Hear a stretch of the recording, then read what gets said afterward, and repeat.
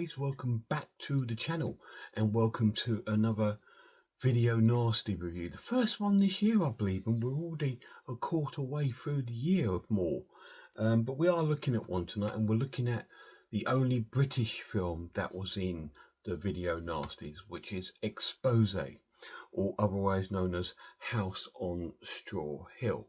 But Expose was the original title. Before we get into the film, let's have a look at this edition from Severin.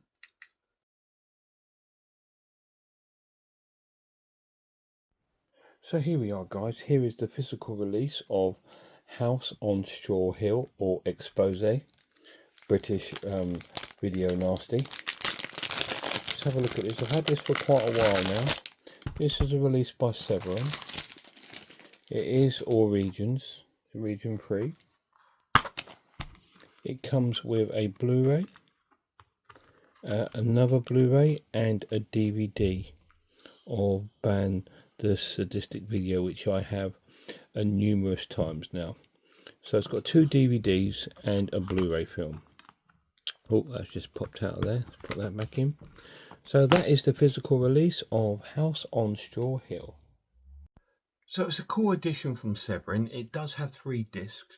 It does have like a DVD of the film, a Blu-ray of the film, and a DVD extra disc of the documentary Ban the Sadist videos, which is out everywhere. I think they've got this in 2 or 3 different releases, but it is a documentary that is produced by Severin, so I suppose they can put it in what they like. But let's have a look if there's any special features on the actual disc.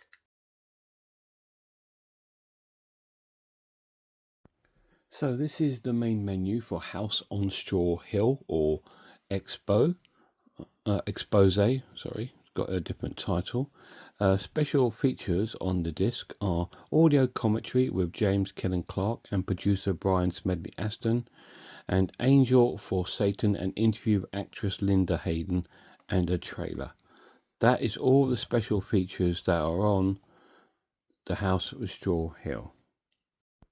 So apart from the documentary disc, it's a bit of a, yeah, not much on there really. It's an interview with with the main actress in the film, but that's about it. So let's get to the story.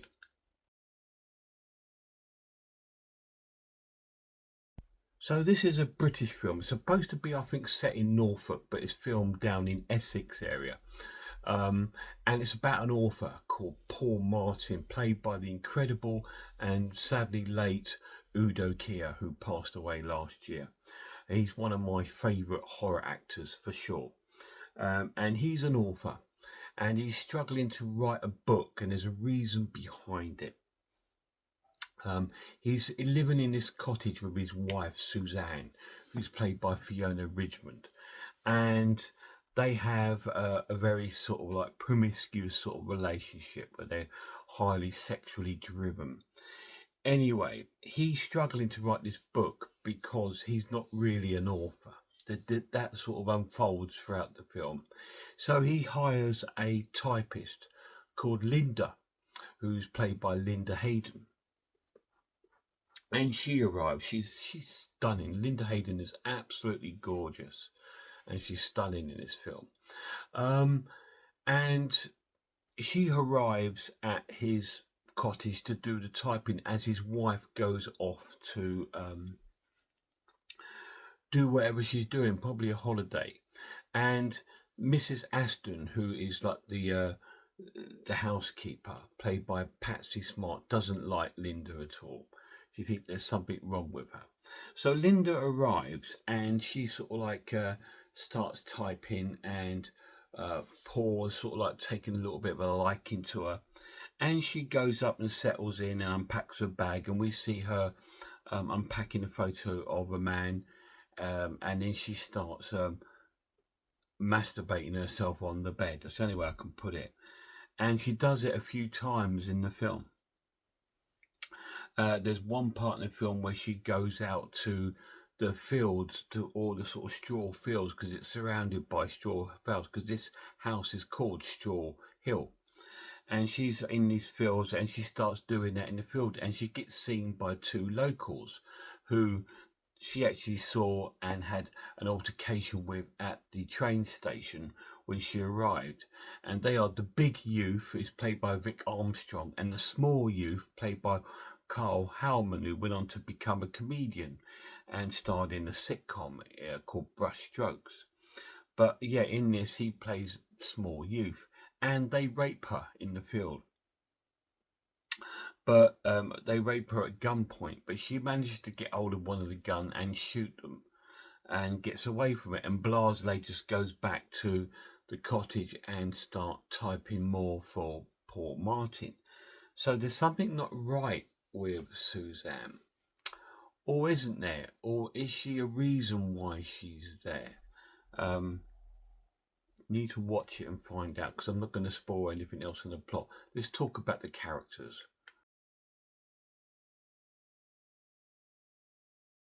Yeah, I really like the characters. Udo Kier is fantastic. He's been in loads of great Italian films and other horror films, even the two Andy Warhol films. I remember him from those, especially The Flesh of Frankenstein, where he played Victor Frankenstein. But he's also wonderful on the same sort of tier in this one. Linda Hayden is stunning. She's absolutely wonderful. And she's actually really cool in this film. Really good. Fiona Richardson as Suzanne, she's only in it bits, and she's a bit of a sort of cannon fodder character, if you like. She's there for to be exploited. And they are the main characters in the film. My final verdict.